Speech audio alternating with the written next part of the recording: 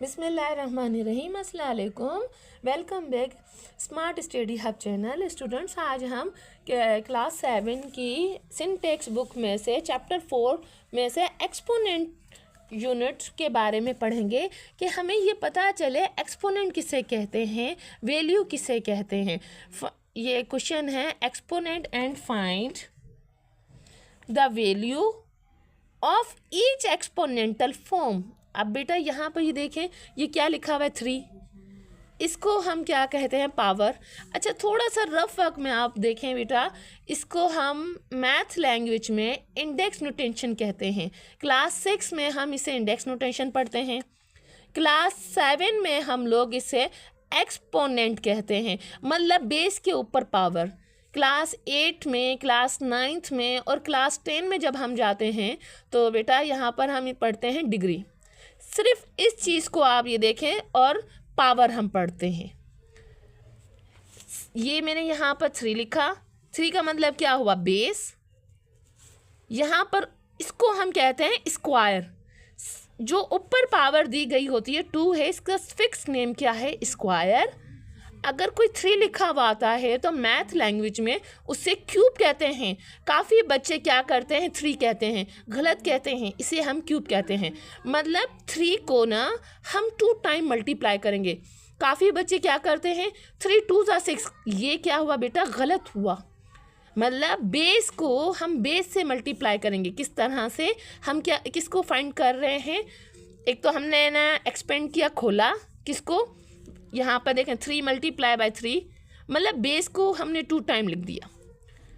Expand किया, find किया value को, और एक्सपोनेंटल फॉर्म में लेकर आए। अब यहाँ पर देखें, बेस को बेस से खोला, कितनी दफ़ा, 1 and 1, स्क्वायर बन गया बेटा। अब ये देखें क्या हो रहा है, मल्टीप्लाई कर रहे हैं, 3 3 से क्या हुआ, 9। ये हमारे पास क्या हुआ, वैल्यू। तो ये हमारा आंसर सॉल्व हुआ।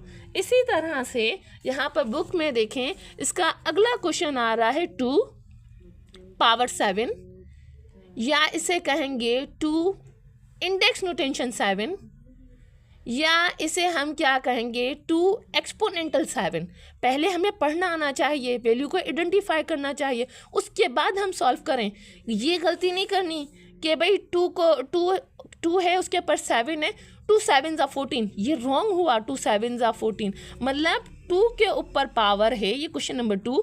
मतलब बेस को हम कितनी दफ़ा खोलेंगे, 7 टाइम। यहाँ पर देखें स्टूडेंट्स, मैं यहाँ पर खोल रही हूँ 1,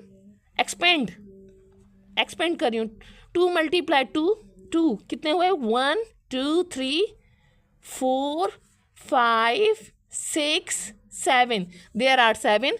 अब हम इसके क्या कर रहे हैं, ये सारी क्या है, बेस। ये खुली जो है चेन, ये क्या हुई, एक्सपोनेंट। फाइंड क्या कर रहे हैं, वैल्यू।